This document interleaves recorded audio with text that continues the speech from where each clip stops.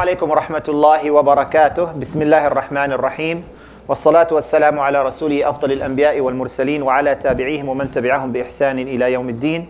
We ask Allah subhanahu wa ta'ala to bless this gathering. We ask Allah subhanahu wa ta'ala to accept from us our good deeds. And we ask Allah subhanahu wa ta'ala to gather us in the highest levels of Jannah, the same way He gathered us this evening in this beautiful masjid. Welcome to this new program that is brought to you by ICYL, Islamic Center of Yorba Linda, Islamic Shura Council of Southern California, and Qazizada Foundation, which is a mental health therapy and organization that caters to promote mental health in our community. And we have Brother Wali Hanifzai, who is doing his PhD right now in psychology, and he is one of the founders and the main people in Qazizada Foundation. He's also the Shura TV director. We have a Shura TV for the Shura Council, and it has programs online. It has a YouTube channel.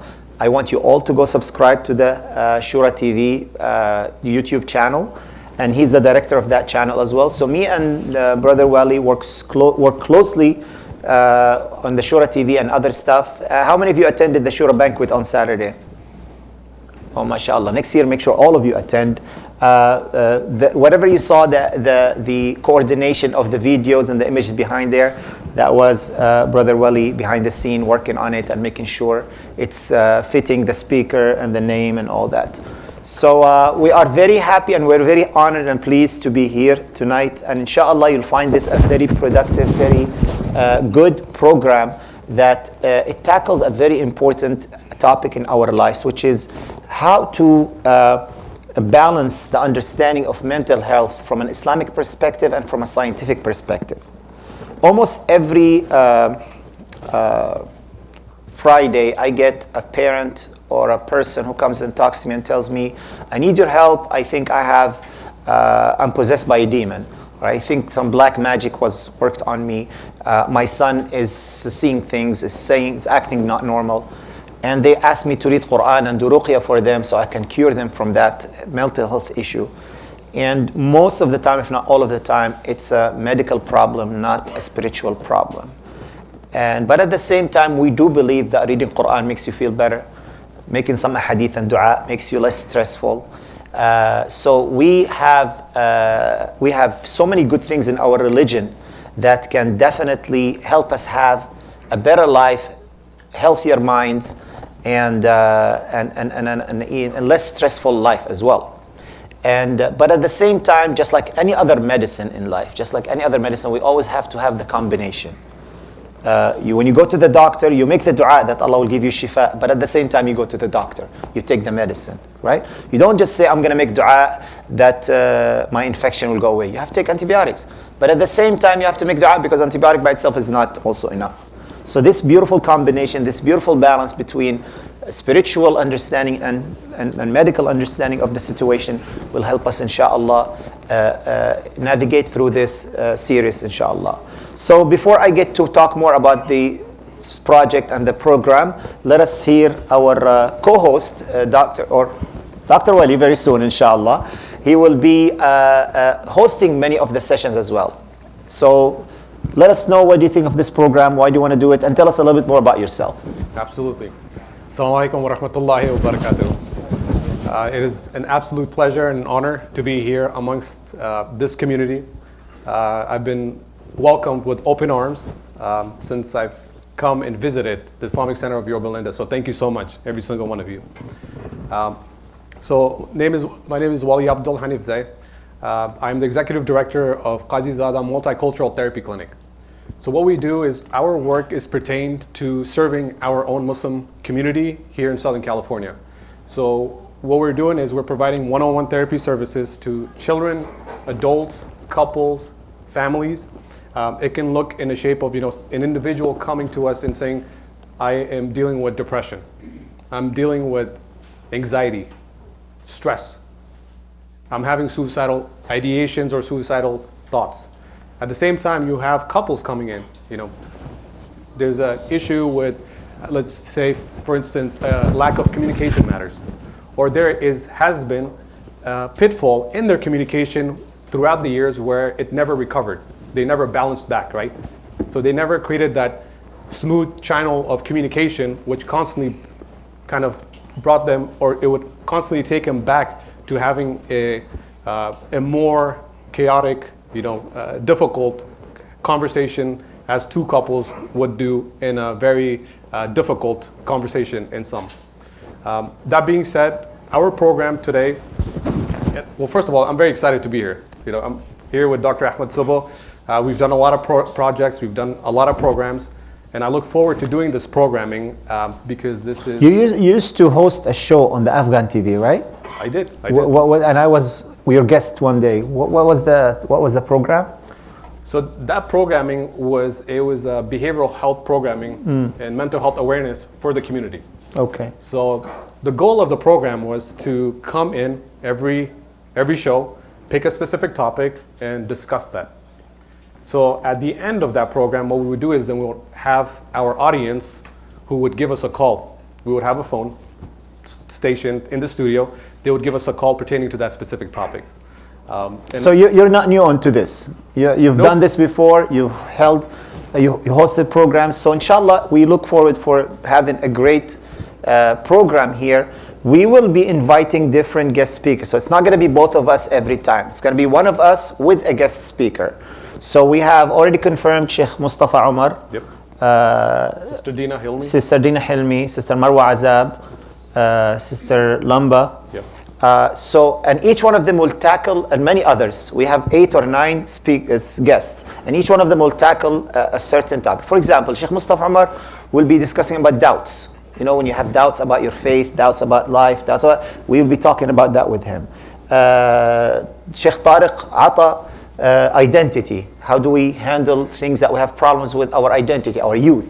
How can they be more proud and more confident about whom they are and how their identity should be expressed from an Islamic perspective? Who else? What other topics that we'll be talking about? Dr. Lamba will be discussing the importance of crisis and suicide amongst children and adults. So, and what are the signs and symptoms like? So, this is a problem that whether we like it or not, it's happening a lot in our community. But our community always hush, they don't talk about it. But it is happening. The number of Muslim youth in our SoCal community who committed suicide, either the year before, the last year or the year before, it went over 25 young people. So we need to discuss that. We need to talk about it, why it's happening, and how can we avoid it, and what are the signs of it. That's how we will, inshallah, tackle it as well, from both, again, medical and Islamic perspective. Absolutely.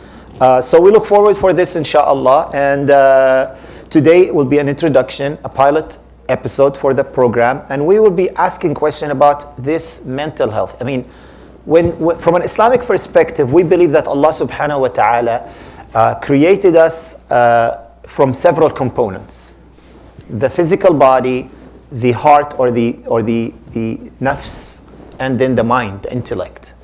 And in order for us to have a happy life, we have to have a healthy body, healthy mind, and healthy heart, and healthy nafs, and healthy soul. The Quran teaches how to have a tazkiyat al-nufus, how to purify our souls from, for example, arrogance, from self-admiration, from hypocrisy. These things that our religion teaches us to take care of. Going to the doctor and going to the gym helps us have a better physical body, healthier body. We eat healthy food, we work out, we exercise, so we take care of our health. But when it comes to the mind health or the mental health, we need to also spend some time working on that as well. Because without strong mental health, we will have depression, we will have divorces, we will have marriage problems, we will have suicide, we'll have all these things that we're talking about, inshallah. So let us start with asking questions, and those questions will be answered them from different perspective. Wali will answer it from a mental health professional perspective, and I will answer it from an Islamic perspective if I have the answer for them, because they are difficult questions. So the first question is, exciting. How does one develop a healthy mind? Good question. That's actually a very important question as well. So the way we look at it from our perspective is that the human body, we take a look at it from a holistic perspective. Holistic means comprehensive. Comprehensive. Like look at every single angle and from all the sides. Absolutely. So what we do here is we ask individuals to make sure that you're from mental health, from a psychological level, from a social component, from a spiritual component, and from a environmental component and physical component. You have to make sure that you're catering to every single aspect of these nuance. Now, what do I mean by that? That means, from a psychological perspective, you have to be training and stimulating the brain and the mind. And how do you do that? For instance, you utilize playing chess. You got to make sure that you're reading often.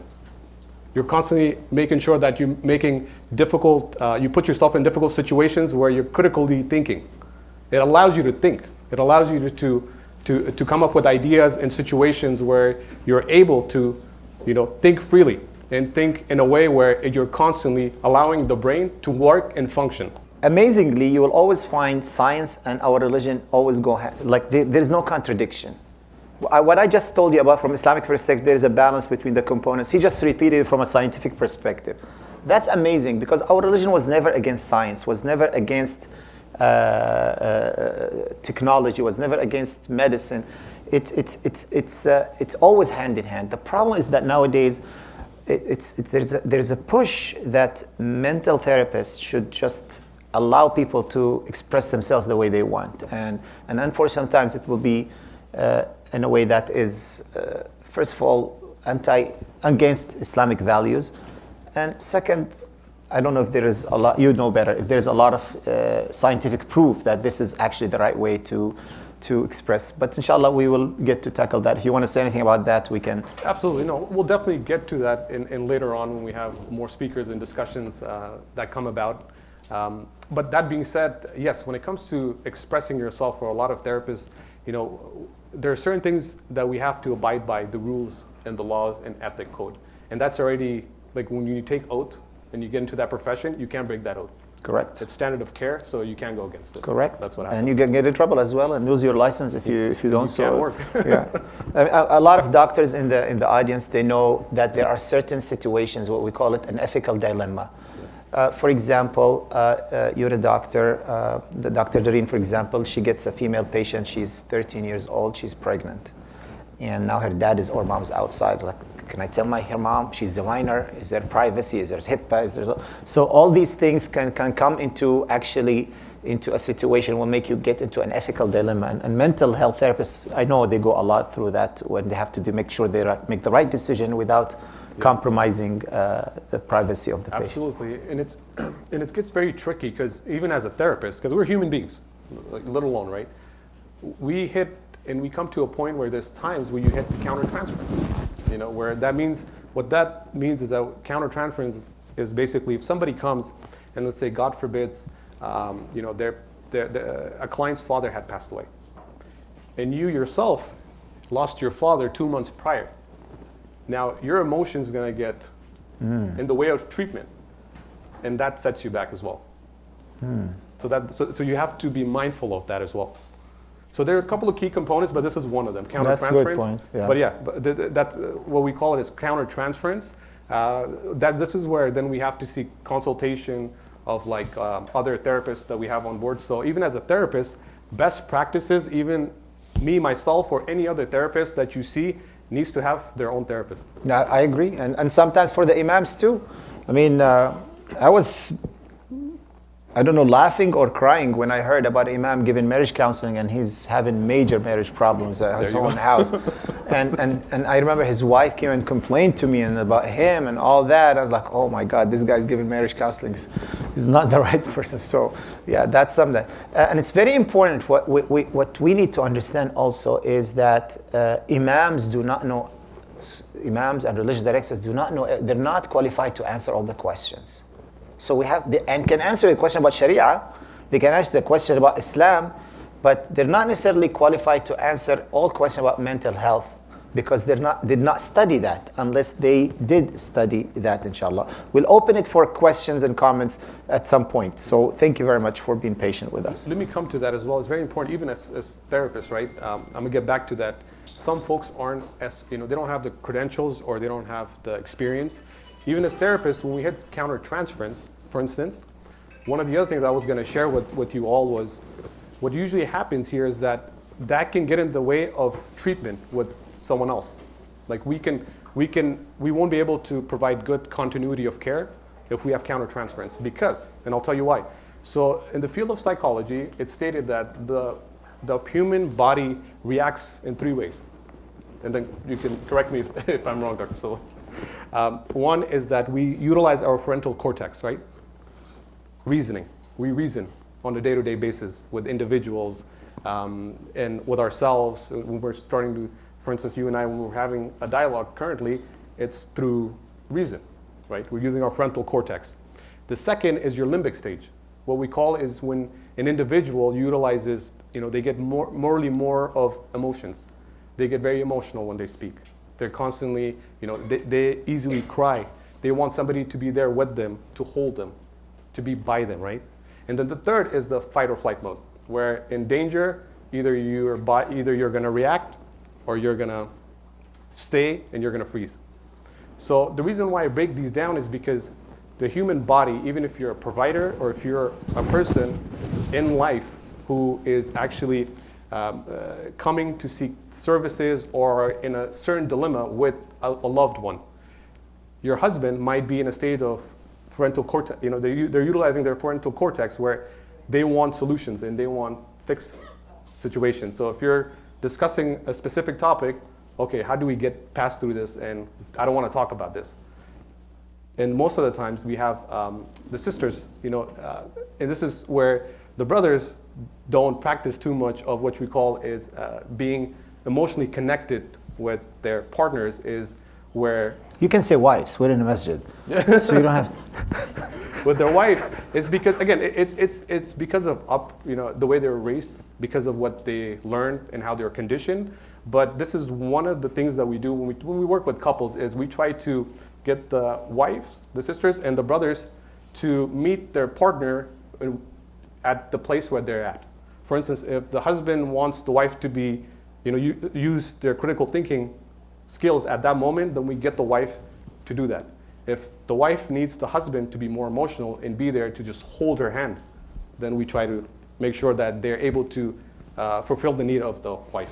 I was given doing a katb kitab or nikah ceremony just at 6 p.m. this evening, and they asked me to speak a little bit about the Prophet ﷺ, as a husband and all that. And when you mentioned that right now, so even though it's an example, we're not talking about this right now, but subhanAllah, it always reminds me that our Prophet gave a great example of how to emotionally connecting with his wife, how he gives her emotional support. His wife Aisha would say, every time during that time of the month when I'm emotional, he would show me extra support. He will drink from my cup, from the same spot where my lips are. He'll put his lips on the same spot, telling me I am not disgusted, I'm not bothered by you, I'm actually full in love with you. This kind of emotional support that the Prophet ﷺ showed a great example to his wife. His wife would ask him, Aisha,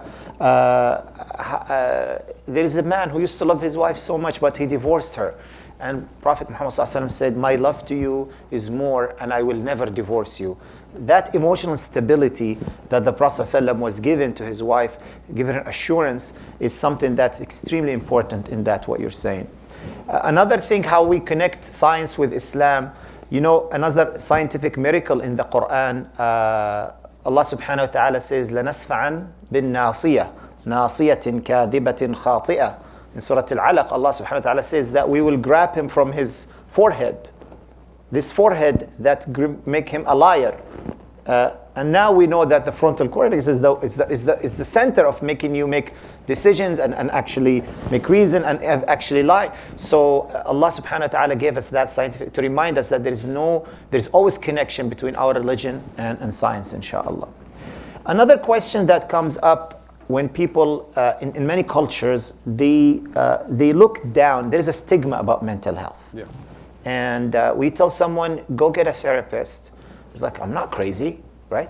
That's the answer. What do people say about me, right? Is there anything wrong with having mental health problems? Not at all, not at all. So the way the society defines mental health is you've got an umbrella which says mental health, right? But underneath that, subcategories are things like depression, anxiety, schizophrenia, bipolar, marital issues, right? So a lot of folks let's say if I was stressed at this moment. Does marriage cause bipolar disorder? No, it does No? not. Okay. Does it cause depression?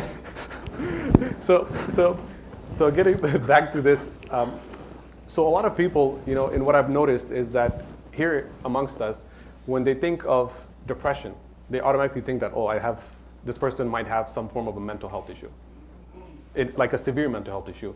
And the case is not that. And I always tell individuals, if you're walking to us and you're coming to us by free will, you're okay. Every single one of us go through life challenges and struggles. None of us are perfect. Everybody stresses. Everybody has days where they're down. Everybody has days where they feel like they don't want to get out of bed, which is common, which is normal. So as long as you can come and seek therapy and support services, you're okay. Now, and I'll tell you where the issue actually stems from. Also, for instance, I'm from Afghanistan originally. So back home, if you had any form of mental health issues or challenges, first you would be taken and you would be put into an isolated room, chained, locked, and you would never be seen again, right? That's the fact of reality. That image stuck with a lot of our elders. My parents who migrated to America. And it became very difficult for us to even acknowledge any form of feelings, emotions, or even discuss things such as depression. It's like, hey, Dad, I'm feeling down. I'm not happy. I don't want to do something. Well, get over it. Why are you unhappy? People in Afghanistan are running after food, and you tell me you're depressed. What kind of guys? Go do it. So that comes with Haslow's hierarchy of need as well, right? It goes into different stages. So in Afghanistan, the ideal thing was that people were looking for jobs. There was no jobs. They were trying to find food. But for us, thinking of our psyche, and that's usually in the top of the pyramid, not in the bottom of the pyramid. The bottom has the survival, Make sure you've got a roof, you've got food. It's important to understand that point. He's talking about how advanced a society is. Yeah. The bottom of the pyramid was that when the society is very primitive, all what they're looking is for survival. Food becomes the most important thing, shelter and safety. I don't want to die. But then when they find that, they start looking for relationships. They start looking, and we are really on the top, and that's why first world countries have more, or it's obvious more that mental health therapy is needed because the basic needs are covered and taken care of. Correct me if I'm wrong. It is because what happens is that, for instance, and this was pretty prevalent. So if somebody comes to me today and says, I'm going through an issue, any matter, it can be very light as they're stressed about making a certain decision in the household, but the family's not agreeing with them. But they grab that one topic of discussion. And the way I see it, and I always explain this to them, like you have so many things going on in your life, but you grab that one topic and you make it the focal attention of today's matter, and that's what's causing you such a stressor. And because you don't have an answer to that, or you're not getting the answer you want, now anything else that comes with it starts to pile up, and that causes you into, it actually leadways into things as depression overall. Okay. Yeah. Back to that from an Islamic perspective, have you ever read, there are two verses in the Quran that Prophet Ibrahim alayhi salam is saying, Allah says, وَإِذْ قَالَ إِبْرَاهِيمُ رَبِّ اجْعَلْ هَذَا الْبَلَدَ آمِنًا وَإِذْ قَالَ إِبْرَاهِيمُ رَبِّ اجْعَلْ هَذَا بَلَدًا آمِنًا. Two verses, they start almost the same. Prophet Ibrahim is making a dua. He say, oh Allah, make this town safe. And another verse, he says, make the town first. One of them is nakira, one of them is unknown, and one of them is known. The dua that's after that differs between both of them. In the first one, Prophet Ibrahim says, Allah says in the Quran, that Prophet Ibrahim says, oh Allah, make a town, which is the town that barely got established, Mecca. He barely put his kid there. He barely put his family there. Oh Allah, make them, give them food. Give them food. The other verse comes later when Prophet Ibrahim is visiting and there is an established city already, established society, and Mecca is now has a lot of people. His dua was what? It's not about food. What was his dua? Anyone knows? Omar? وَاجْعَلْنِي مُقِيمَ وَاجْنِبْنِي رَبِّ اجْعَلْ هَذَا الْبَلَدَ آمِنًا وَاجْنُبْنِي وَبَنِيَّ أَن نَعْبُدَ الْأَصْنَامَ. He's making dua about faith. Because food is already secured. Basic needs, food is already secured. The first time, there was no town, there was no food, there was no water. So his main dua was, oh Allah, give them the things that they need for survival. Food and water. Now the city is established, and al-balad, the town, because now we're not talking about a town that's already established. He's asking Allah to protect their faith. And one of the scholars said, yes, faith is important, but for the sake of survival, you can compromise your faith. An example, you can eat pork when you're about to die. When you're eating pork, you're compromising your faith because pork is haram. But you're allowed to break the rules of your faith for the sake of survival. You're allowed to break your salah if there's a fire or an earthquake. Even when Ammar ibn Yasir, he was brought and he was tortured and his parents were killed in front of him. And they told him, if you curse the Prophet ﷺ, we'll let you go. And he did. And he went to the Prophet crying. And he said, oh Prophet Allah, I said bad things about you.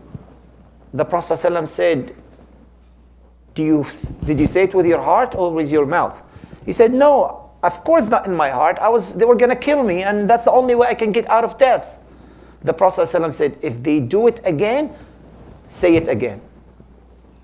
Protect your life even if you have to say something against the teachings of your faith. But again, as long as it's not in your heart.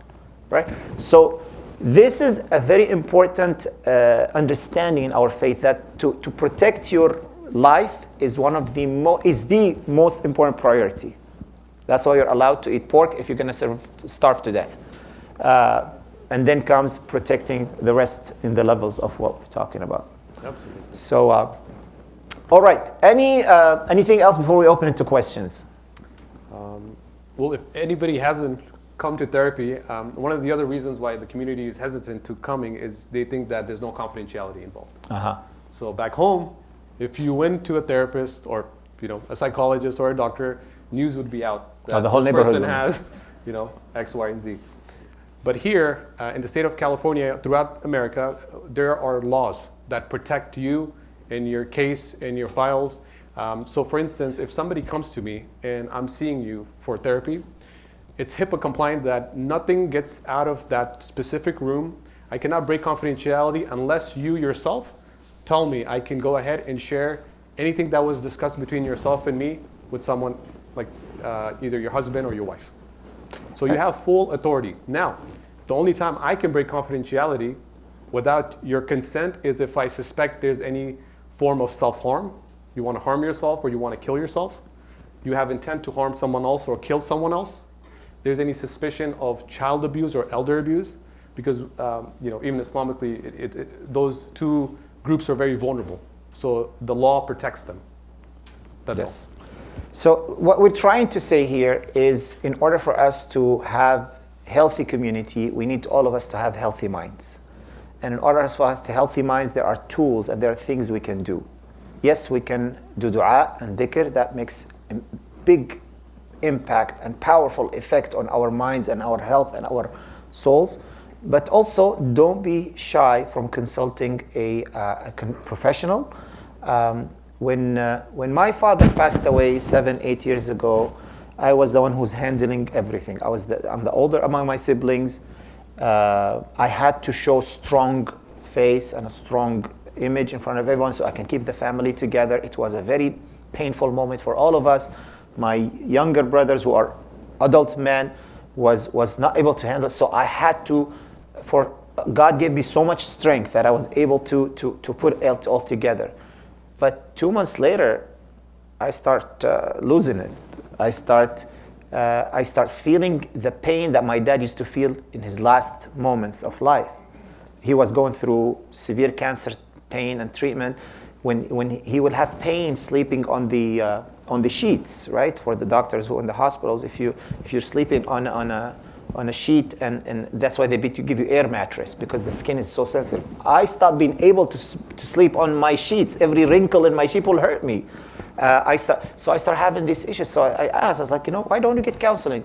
So I went. I found someone who does what they call it cognitive behavioral therapy, who teaches you how to cope with grief. And it made amazing benefit, and it made amazing difference in the way how I felt and how I was able to go back to my normal life. So there is nothing shameful, nothing gaib in that. I say that out loud. It's going to be on TV. I'm not ashamed of that. I'm not. There's nothing wrong in me. I just needed help. Just like you come to the dentist, you have a toothache. I'll fix it for you. You have something bothering you in your mental health, there is nothing wrong in seeking. Alhamdulillah, we have so many Muslim mental health professionals in Southern California. Inshallah, within few months, me and Wali will be working on doing a conference for Muslim mental health professionals in Southern California. If you know anyone, let them know, let them reach out to us so we can make sure that they're invited as well to that event as well. Any other things? Well, thank you for sharing. I know it's not easy within our community to share and express that you seek therapy. Yeah. And I'm glad it worked out well. Thank you. I seek therapy once a month, and it's one of the best things that I do. Okay. And I'm generally being very honest. It's very nice to go. It's refreshing. It allows you time to think to yourself. You're with somebody who doesn't judge you, who doesn't look at you, and who's not there to give you solutions. You're there to come up with ideas and thoughts, and then you come up with your own solutions. You're not there, and as therapists, we don't give you solutions. We help you come up with your own decisions. So that's very important. Good. And then I wanted to give an analogy before we get to questions. We use a metaphor, which I use as, you guys, some of you probably have noticed, probably have seen this, and some of you have not probably. I usually use this analogy. I'm like, if I grab this water bottle, right? And I stick my hand like this. Like the water, this bottle probably, it's 8, how much is it? It's 8 ounces. And I'm holding it. Very light. I don't feel anything, right? I can hold this. Strong guy. Imagine me holding this for half an hour. For an hour. Do you think it's the same weight? It becomes heavier. Weight changes, right? What happens to my shoulder over time? It gets sore. It starts to hurt. That's how the mind is. Remember, you need to de-stress, and you got to be able to have somebody in your life to speak and to talk to, so you don't hurt your brain as well. So you can release it. The weight. Good. Jazakumullah khair. Thank you very much, Wali. And we look forward. So this is just an introduction about the importance of the mind and the mental health. And as we said, every time we have a guest speaker, we'll tackle one of the things that are affecting our thoughts and our minds. Some of the things might not necessarily be into the deep mental health therapy, but about other stuff that we're having thoughts about. As we said, we say it again, we will be talking about confusions and doubts in the faith. If someone has any thoughts or doubts about their faith, Sheikh Mustafa will be there talking about that. Identity and who we are as Muslims, Sheikh Tariq Ata. Depression will be, who was it? We said depression. Depression was Dr. Marwa Azab. Dr. Marwa Azab, you've seen her in Ramadan, she was here, and so on and so forth. So we'll have a very nice set of topics that we'll be talking about. It will be once a month towards the fourth Friday of every month, right? Yes. That's what we agreed upon.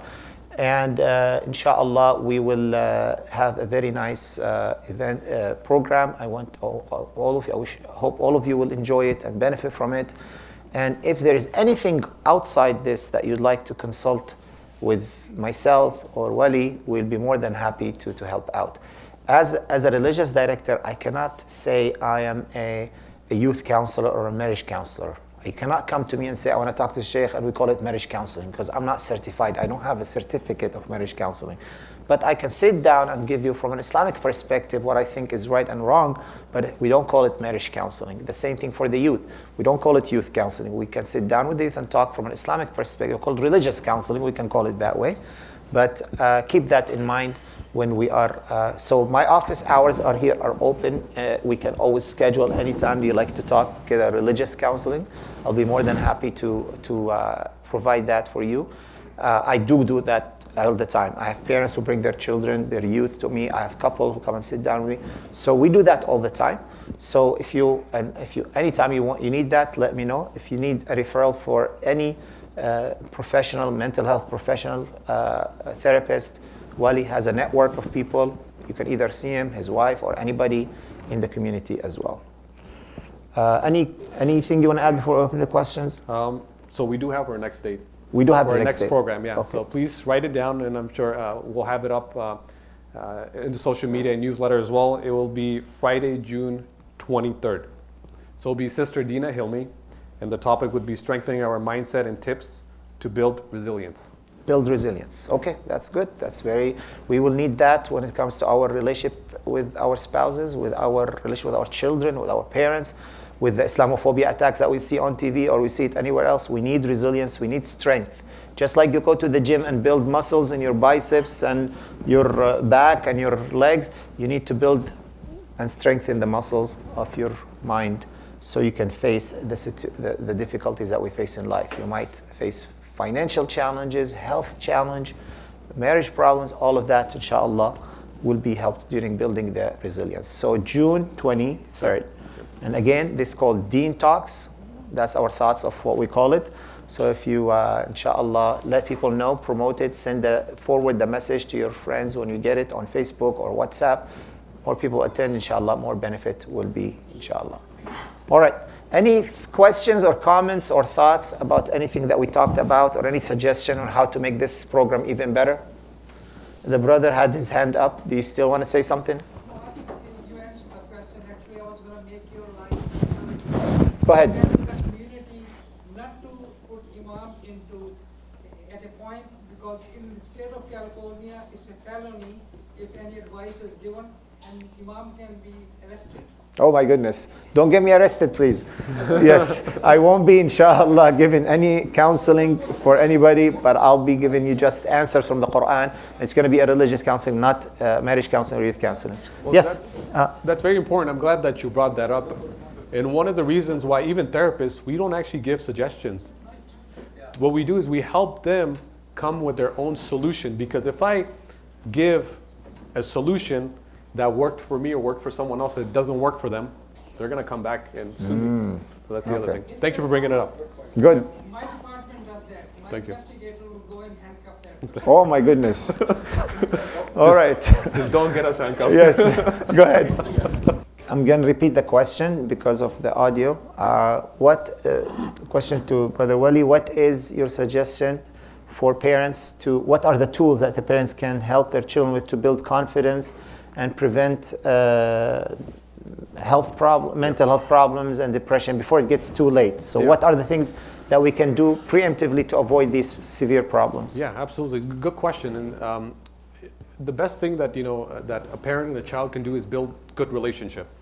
It's heavily needed. I think we live in a society where we don't have enough time for ourselves, let alone for our kids, and that becomes very problematic. And the other matter is that parents and children are in two different worlds. What I mean by that, there's actually an article, if you guys take a look at it, it's by the name of Marc, a gentleman named Marc Pensky. He talks about how individuals who were born pre-technology, they're called digital immigrants versus digital natives. And they kind of break the psyche of both generations and how they function, both the young generation and the parents. And what has happened is that, let's say, if maybe some of you that are here, you're trying to get your kids to come here and they don't want to come. It's because of their attention span. Their attention span is very little. A lot of folks from pre-technology, you guys can come here and you guys can sit and hear lectures for hours and hours. Kids can't do that. And that's not their fault either. It's the fault of the society and the way things get marketed to the children. And for that, I think one of the best things is, and I always encourage parents, is try to find time for your child. I would say sit with them. You sit at home, spend an hour. You guys can, there's times where you create a jar you include them in activities. What would you like to do, on a weekly basis? As a parent, you want to write down things that you would like to do for the family, and you also want to get their perspective and you want to get their input as well, right? Because they want to feel included in the day-to-day activities. Because then what will happen is that will allow them to be more open to you. They'll allow you to have more interaction time with you, and they want to sit with you because now you're the fun parent, right? And you want to do that. So what you want to do is you just want to integrate them, and that doesn't mean, and I've seen this happen where parents, it's not a bad thing, but it doesn't work best is when parent has a specific goal or mindset where they're like, I'm gonna drive this ship and you're just gonna follow. It doesn't work that way. If you want them to work with you, you have to, there's times where they're playing games, video games. You might even have to get down on the floor and learn a little. Well, what's this game about? Well, how do you play? How can I play? So that you got to create that bond with them, and then inshallah it'll make it easier. Good. Thank you very much. Good question. And then so it's called Qazizada Multicultural Therapy Clinic. It's Qazizada. It's actually a judge. In the language, Qazi, right? And Zada, it's a name that got put there. But we can talk about it after this program, inshallah. it's very appealing to certain segment of the American society. Qazizada is like Al-Qaeda or something like that. Yes. Well, I just have a comment. If people are concerned about the cost of all this and going through it, I would highly recommend that you check your benefits at work. I mean, we had a wellness session at our work, and people found out that our work sponsors and offers free therapy sessions. Nice. For the members, like not just for the employee, but their family too. I agree. I would recommend. Very good point. So I'll repeat what you said. People sometimes are afraid that this will cost too much. Suggestion is to check your insurance policy, insurance benefits, and see if they will cover sessions, and if there is something that you can maybe add to your policy or change your policy to make it included in your coverage. But you'll be amazed that a lot of policies, a lot of insurance policies cover these things.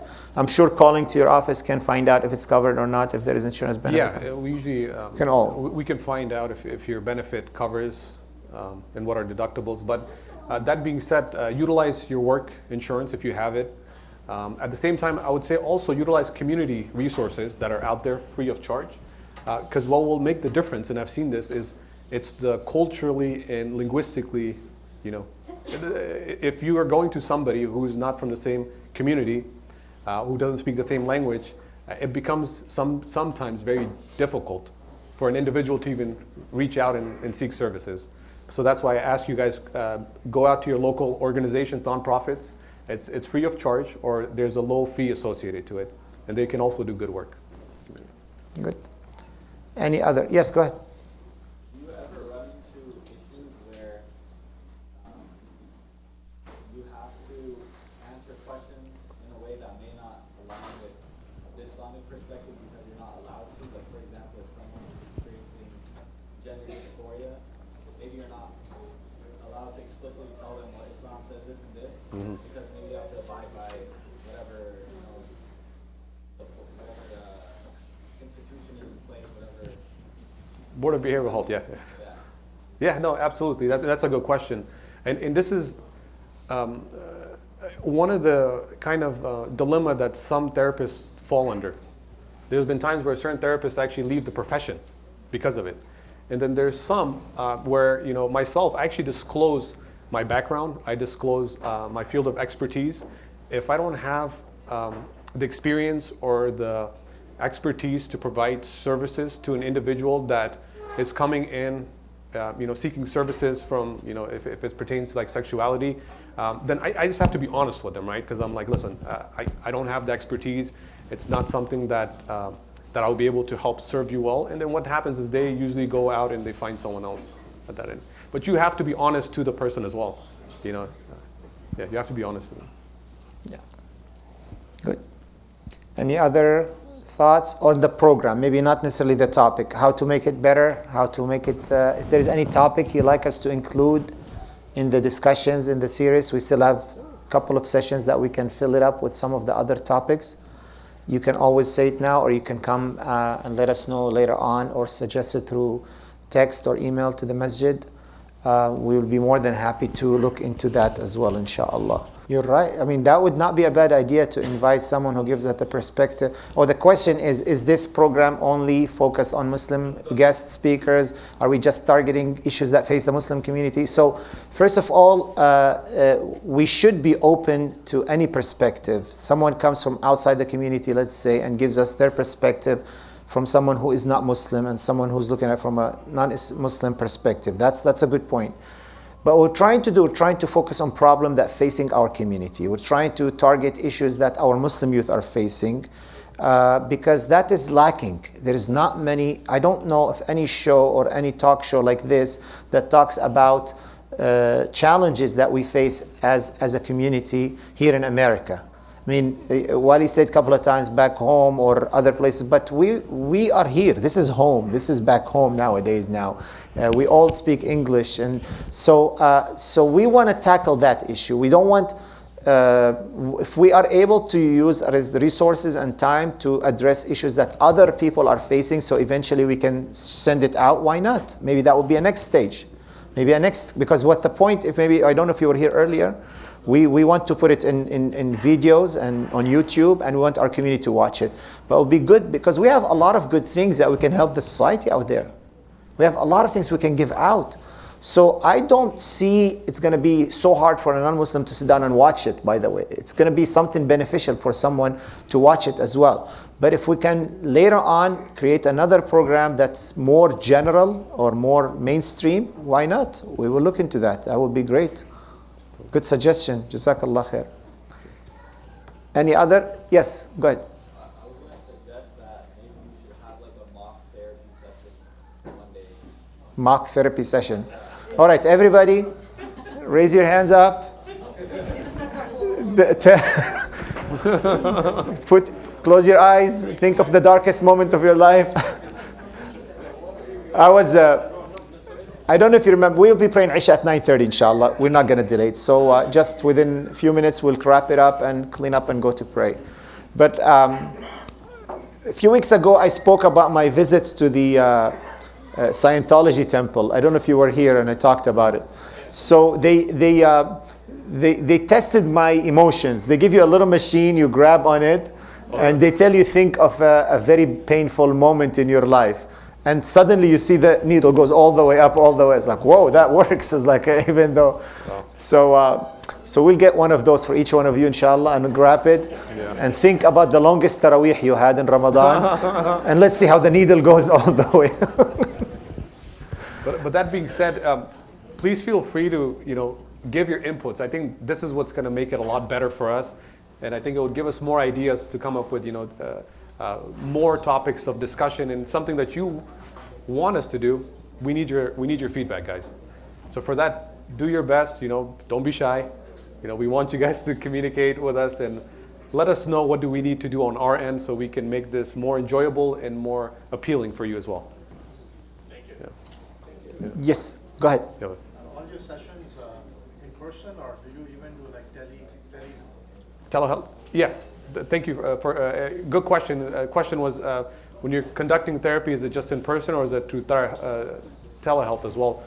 We do in person and we provide telehealth services. So that means that you can be at home through the screen. We would see you utilizing one of the platforms, and we would conduct our services and therapy sessions from there. Good. Jazakumullah khair. Thank you very much. Thank you, guys. We look forward to see you on June 23rd with our guest speaker, Sister Deen Hilmi, and talking about resilience and building resilience, inshallah. What time? Will be the same. We'll announce it, inshallah, but most probably will be between Maghrib and Isha. Perfect. Thank you very much. Have a wonderful evening.